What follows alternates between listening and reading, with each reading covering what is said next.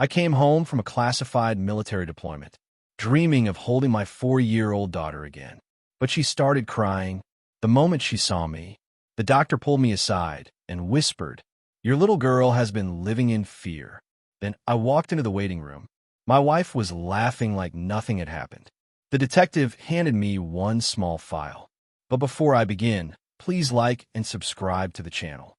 And we'd love to hear which part of the world are you joining us from. Let us know. Now let's dive into today's story. Out there, a soldier learns to live on radio silence. There are stretches of a deployment when the comms go dark completely, days and sometimes weeks when you cannot send a single word home and you cannot get one back, and you simply have to trust that the world you left behind is still turning the way you left it. You hold one picture in your head and you defend it through the dark.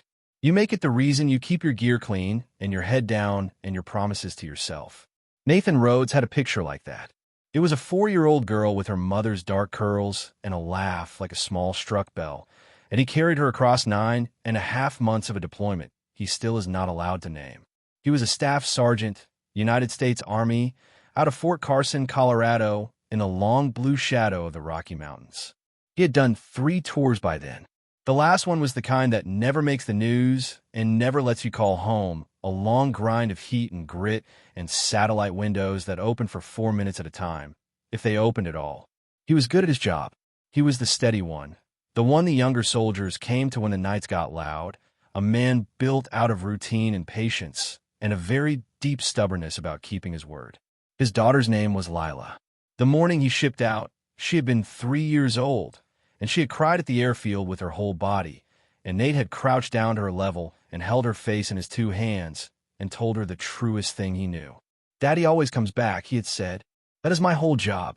Everything else is just the stuff I do until I come back to you." She had not understood most of it.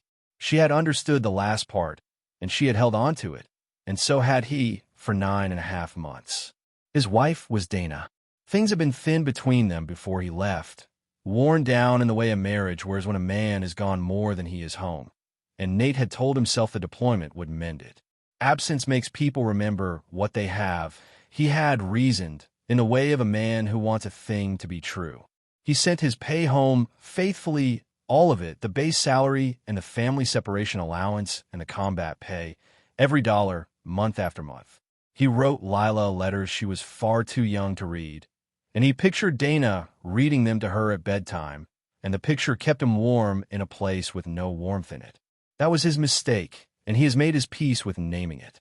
He spent 9.5 months defending a picture that had stopped being true within weeks of his boots leaving American soil. The transmission had changed. He was just the very last person to receive it. The one clear memory he had let himself keep on the bad nights out there was the last good day before the deployment. He had taken Lila to a lake up in the foothills, just the 2 of them, and she had named every duck with total confidence and refused to be corrected, and she had fallen asleep in the truck on the way home with a fist knotted in his sleeve.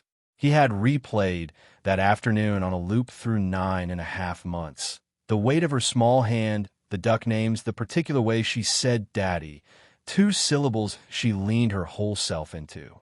A man in a place like that needs one clean thing to defend. That afternoon was his. He did not know, holding it, that back home the girl who named the ducks was already being taught to make herself silent and small. They do not tell you how loud a homecoming is until you have stood inside the particular quiet of a war zone. The gym at Fort Carson was a physical wall of sound. Hundreds of families packed against the ropes, hand-painted signs, a band, somewhere a baby meeting its father for the very first time, and neither of them knowing what to do about it.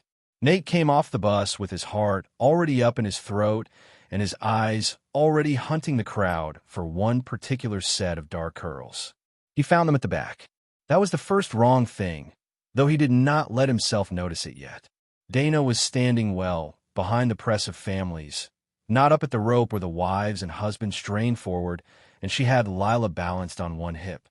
Nate crossed that floor at something close to a run, his arms already opening, 9.5 months of longing carrying him forward. And his daughter looked at him, and she screamed. It was not the happy scream. He knew the difference in his bones before his mind caught up. It was the other one, the high, thin scream of pure fear.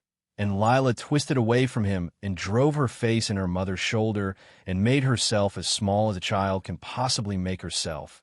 Knees up, arms in, disappearing. And when Nate stopped short and said her name, when he said it soft, Lila, "Hey, Songbird, it is only Daddy," his little girl flinched at the sound of his voice. She flinched the way a person flinches from a hand raised over them. Nate Rhodes had been shot at. He had carried men off of vehicles who did not make it home. Nothing in 3 tours had ever hollowed him out the way his own daughter, recoiling from him on the polished floor of that gymnasium, hollowed him out, with a band playing and balloons on the walls, and every other family in the building folding into a happy ending. Dana's explanation came fast, and it came smooth. She was just tired, Dana said, overwhelmed. Big day, kids are strange at this age. You know how she gets. And it was the smoothness of it that landed as the second wrong note, some polished quality, a thing that had been said before it was needed. Lila had a pediatric checkup that afternoon, Dana mentioned, in the tone of a small inconvenience she was being gracious about. And Nate said he would come, of course he would come, and he followed their car across town to the clinic in a rented sedan with his hands wrapped too tight around the wheel and a cold thing beginning to open in his chest.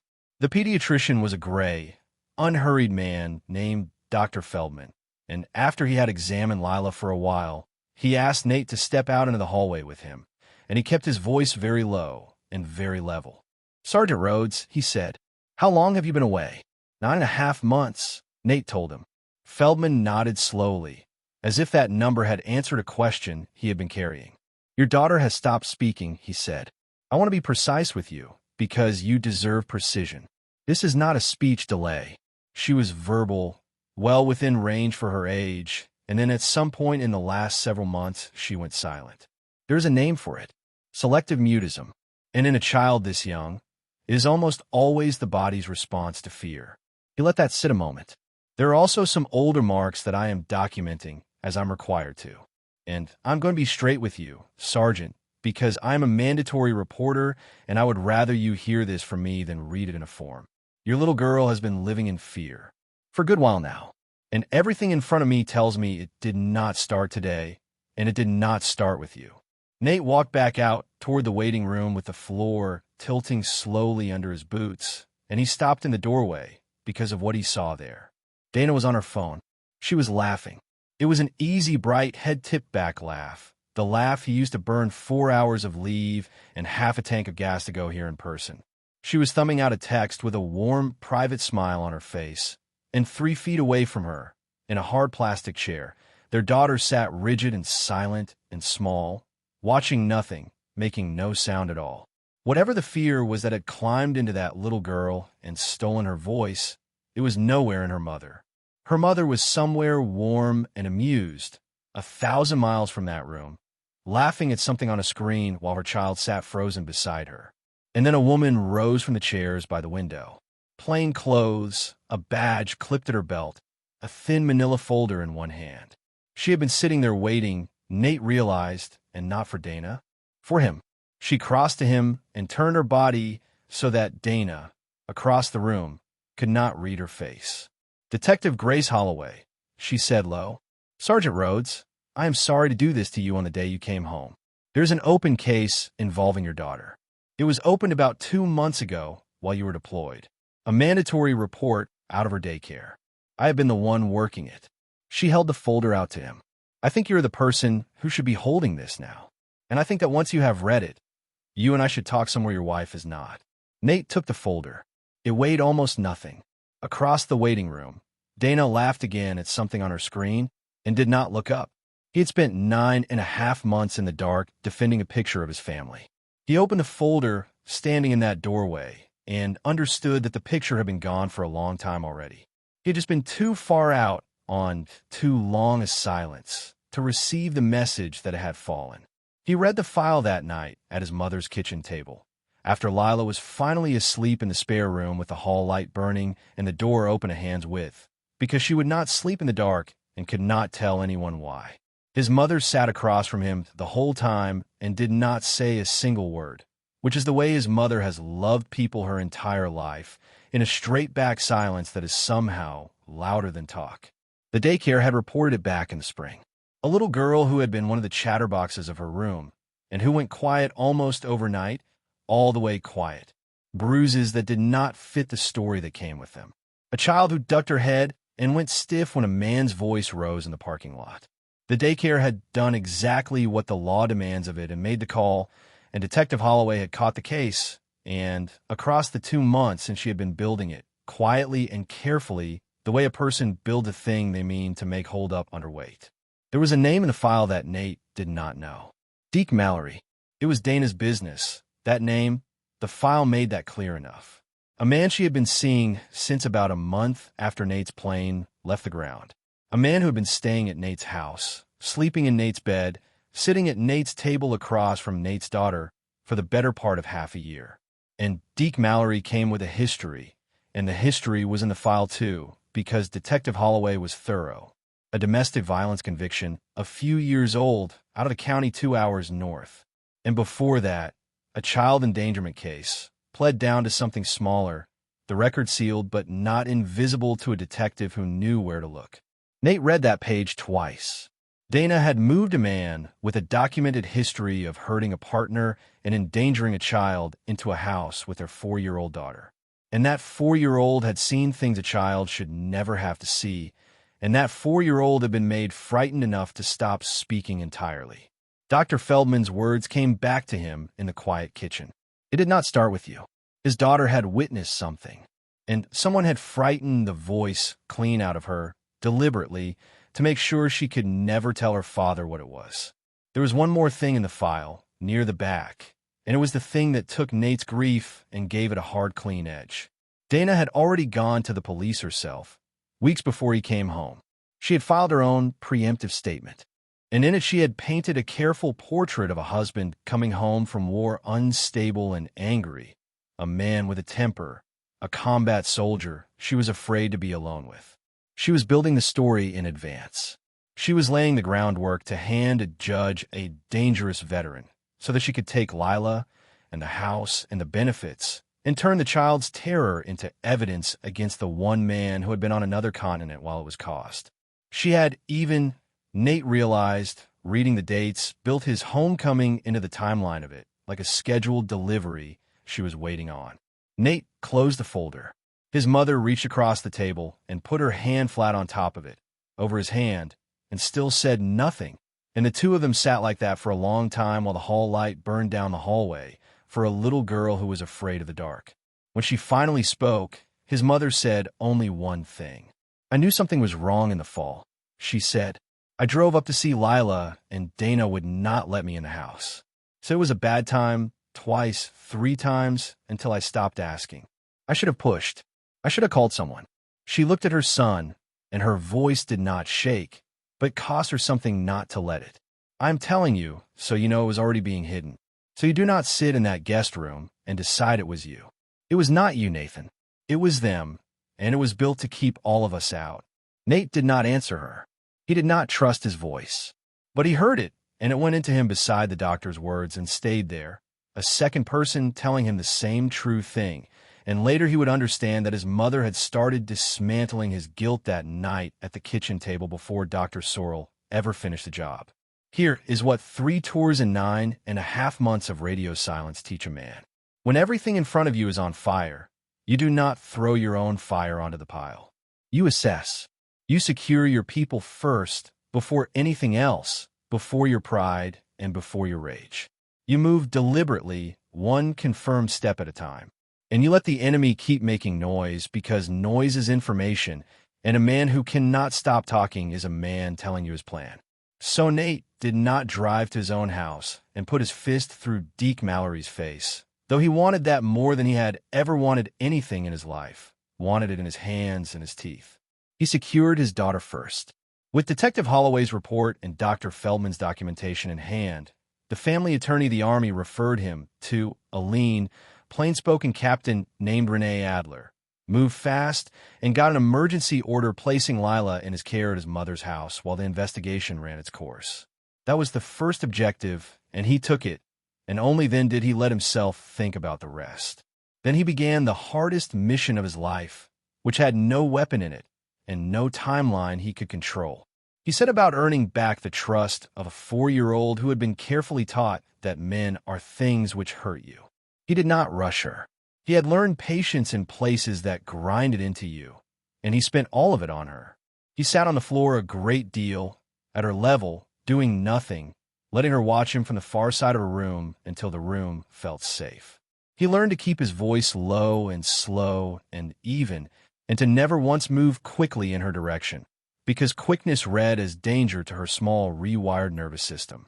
A child specialist named Dr. Sorrell began seeing her, gentle, unhurried work with crayons and paper in a dollhouse. And Dr. Sorrell told Nate the truth about the road ahead. A voice that has been frightened into hiding, she said, does not come back on a schedule. It comes back only when the child's entire body has decided, all the way down, that the danger is truly and permanently gone.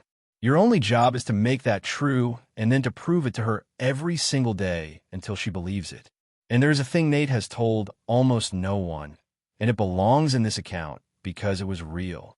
In the worst hours of those first weeks, alone in the dark of his mother's guest room, he believed it was his fault. He lay awake and turned it over and became certain that his absence had done this, that some piece of the war had followed him home in a way he could not see and could not scrub off, that a better man, a father who had been present, would have stopped it.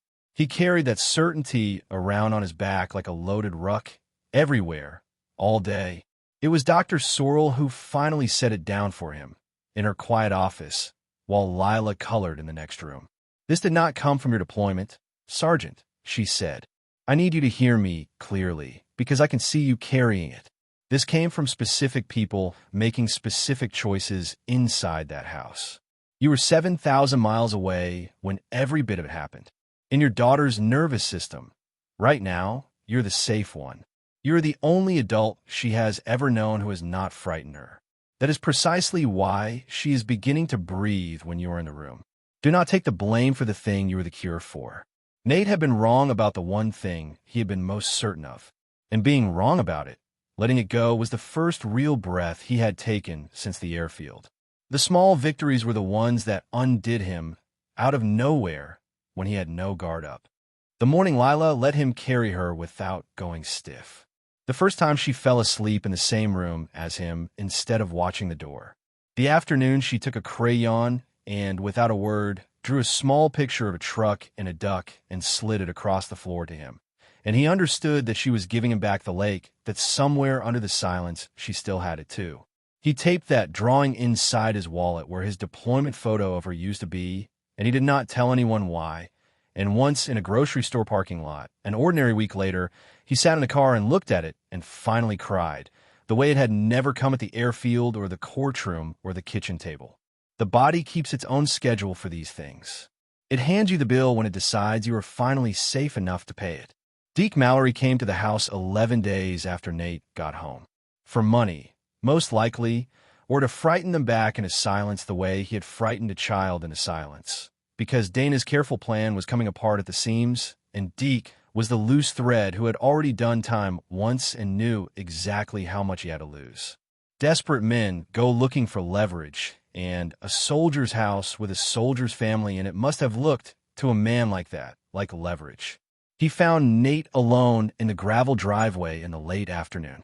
He was bigger than Nate had pictured from the file, and considerably dumber than he clearly believed himself to be, and he had a running mouth on him. He started in on the soldier boy routine, all swagger and contempt.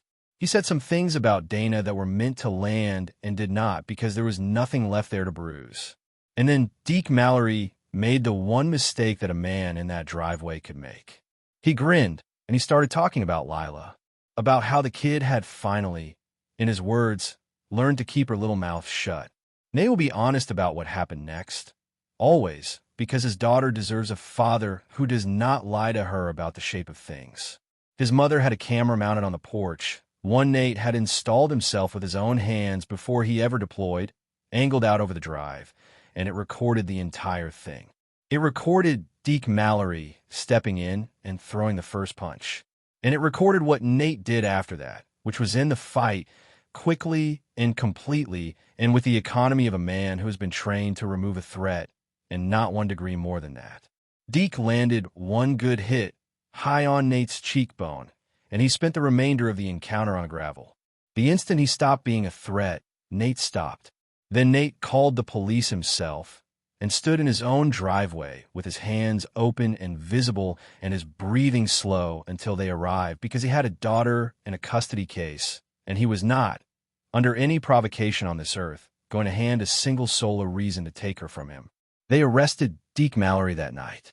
The porch footage showed, plainly and with a timestamp, a man with a violent record throwing the first strike at a homeowner who was defending his family, and the man's own long history did the rest of the talking.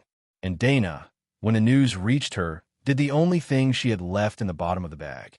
She wept, loudly, and to anyone who would hold still, that the violent soldier had beaten her innocent boyfriend half to death, and she filed for full custody and for support, and she doubled down on every word of the story in which Nathan Rhodes was a danger to his own child. She was very, very good at weeping, and she had a courtroom coming where she would get to do it at length and under oath. The hearing was in family court before a judge named Whitfield, a lean and unreadable man who had plainly sat on that bench long enough to have seen every variety of liar the county was capable of producing and to have stopped being surprised by any of them. Dana went first, and Nate will grant her this much. She was a professional. She had dressed for it, soft muted colors, hair down and plain, no jewelry, the costume of a woman with nothing to hide and nothing to spend. She told the court about a lonely military wife raising a baby almost entirely alone while her husband chose one deployment after another over his family. She told them about a man who came home from the war changed and angry and frightening. She gestured toward Lila's silence, as though it were a signed confession with Nate's name at the bottom of it, a mute child too traumatized by her own father to speak. She wept at the correct moments, not too much, just enough. Nate sat still and watched two people in the gallery turn and look at him as though he were something they had scraped off a boot. Her lawyer leaned on the war, hard, the way that kind of lawyer always will, because it is ugly and because it works. A trained and dangerous man. Combat stress unaddressed. A wife and a small child living in daily fear of the soldier in their home. It is an effective performance precisely because a part of the audience wants to believe it, wants the tidy story about the broken veteran, and for about an hour on that first morning, Nate felt it working on the room, felt the current running against him. Nate had asked Captain Adler the week before whether he should testify, whether he should tell the court about the war and the homecoming and the file, put his own voice on the record. She had told him no, and the reason had stayed with him. Judges hear 100 angry men swear they are good fathers, she said. They have learned to discount it. What they cannot discount is a document with a date on it. Do not give them your feelings, Sergeant. Give them the Army's paperwork in a child's own words, and sit there quiet and let those two things do what no speech of yours ever could. So Nate had sat quiet, hands folded, jaw set, through every word of Dana's performance, and it had been the hardest order he had ever followed, harder than anything his superior had ever handed him downrange. Then Captain Adler stood up. She was not loud. She was never loud. And she was in no hurry at all, and she took Dana's story apart one day at a time. Every incident in Dana's sworn account had a date attached to it, because Dana had been specific, and specificity has the texture of truth. The angry outbursts, the nights she claimed she had been afraid, the occasions on which the child had been hurt, which the medical records had also independently dated, because a healing bruise and a healing bone lay themselves down on a timeline a doctor can read. Captain Adler put Nate's deployment orders up on the screen, then the base access logs, then the official Army-verified record of precisely where Staff Sergeant Nathan Rhodes had been on each of the dates in Dana's statement. And on every single one of them, without one exception, he had been 7,000 miles away, on another continent, behind the wire, on a deployment that the United States government could account for down to the hour. Her story required a violent father inside that house. The United States Army could prove, on paper, with a chain of custody no forger could touch, that the father had not been on the hemisphere. You cannot be made afraid of a man's temper from across an ocean. A child cannot be bruised by a father who is demonstrably inside a combat zone on the far side of the planet. Every date Dana had sworn to, one after another, became a date that cleared Nate completely and swung the whole weight of the timeline around a point, hard and unmistakable, at the two people who actually had been in that house on those days. Deke Mallory, with his record, and the woman who had brought him in, and then walked into a police station to pin it all on the man who was away at war. Nate watched Judge Whitfield's face change as it went on. Not dramatically, just a small settling around the eyes, the expression of a man who has located the load-bearing lie in a structure and has felt the whole thing quietly begin to give under it. But the alibi, all of it, only cleared Nate. It did not yet convict them. What did that came next? And it did not come from Nate at all, and it did not come from Captain Adler or Detective Holloway or the United States Army. It came from a 4-year-old girl. 6 weeks of safety, 6 weeks of the hall light left on, and slow, gentle mornings, and a father who never once in all that time moved fast in her direction, and an unhurried doctor with a dollhouse and a fat box of crayons. And one afternoon in Dr. Sorrell's office, Lila drew a picture. She drew a house. She drew a large figure that she labeled, in the flat, literal way of small children, as the bad man.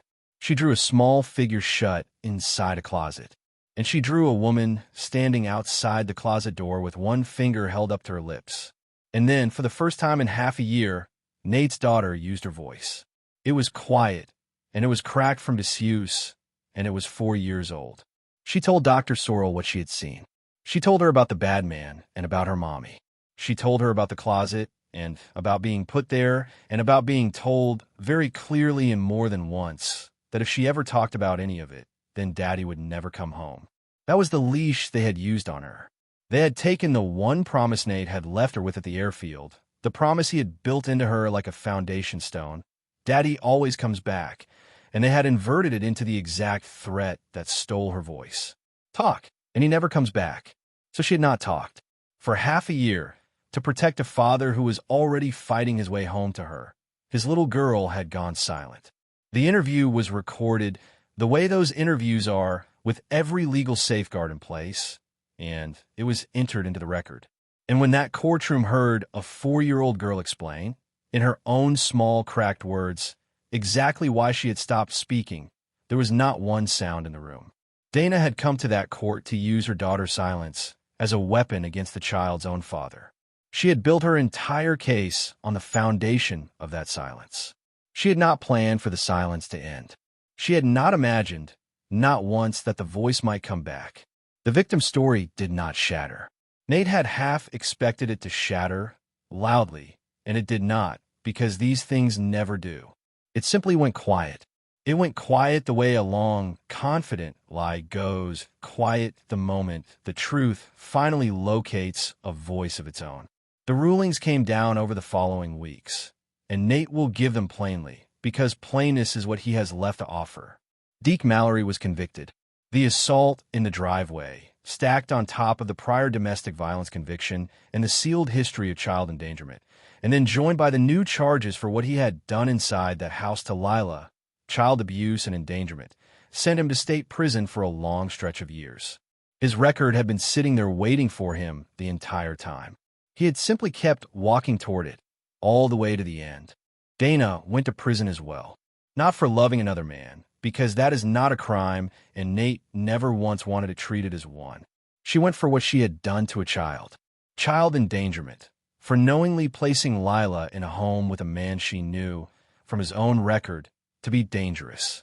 Witness tampering and intimidation of a minor, for deliberately frightening a 4-year-old into silence to bury the truth of it. Filing a false police report for the elaborate story she had constructed to frame a deployed soldier. An account of fraud for the benefits and the money she had been quietly moving out from under him while he banked his entire life in a war zone and mailed it home to a family he thought he still had. The frightened wife performance, so carefully rehearsed, did not survive one recording of her own daughter's small voice. She was sentenced, and she served it, and she came out the far side of it to nothing at all, because she lost every single thing she had schemed to take in exactly the shape she had planned to take it from him. The divorce left Nate the house he had paid for with his deployments, and it protected the benefits she had been trying to harvest out from under him. Custody came to Nate, full and permanent. Dana's contact with Lila was cut down to supervise visits that she would have to earn from the wrong side of a criminal conviction, and a 4-year-old's recorded account does not incline a family court judge toward generosity with a mother's hours. Deke was gone into a cell. Her own family, when word of the interview reached them, stopped taking her calls. She had reached out for a soldier's house, a soldier's pay, a soldier's daughter, and a clean new life with another man. And her hands had closed, in the end, on the cold bars of a cell she built herself. And Lila. Lila is 5 years old now. She talks. She talks constantly, gloriously at volume. She narrates the dog, and her cereal, and the mountains out the kitchen window, and the plot of every cartoon in exhaustive detail, as though she is making up for every single day she was forced to go without a voice, which perhaps she is. Some nights, she still wants the hall light left on, and it stays on, every night, no discussion, because a soldier understands better than anyone that you do not argue with the perimeter that lets your people finally sleep. Dr. Sorrell says the flinch is fading now, a little more each month, that children are built to heal if you can only get them on a solid ground, and then hold that ground steady long enough for their bodies to trust it. Holding the ground steady is the whole of Nate's job now, is the best job he has ever had. The homecoming Nate dreamed about for 9.5 months of heat and dust and radio silence did not happen at the airfield. It did not happen the way he had built it in his head, night after night, in a place with no softness in it. It happened almost 4 months later, on an ordinary Tuesday afternoon, when he came in through the back door from the yard with dirt on his hands, and his daughter dropped the crayons she was holding and ran the whole length of the kitchen and hit him at a dead sprint. Arms flung out, no hesitation in her at all, no fear anywhere in her small body. Exactly the way she used to run at him before the world had taught her to be afraid of the door opening. And she yelled it at the absolute top of her 4-year-old lungs so the whole house could hear. "Daddy's back," he had told her once, crouched in the noise of an airfield, that coming back to her was his entire job, that everything else was just the work he did in between. It had taken him a war and a courtroom and 6 long weeks of a hall light burning down a dark hallway to finish the mission. But he came back, all the way back, and this time at last so did she.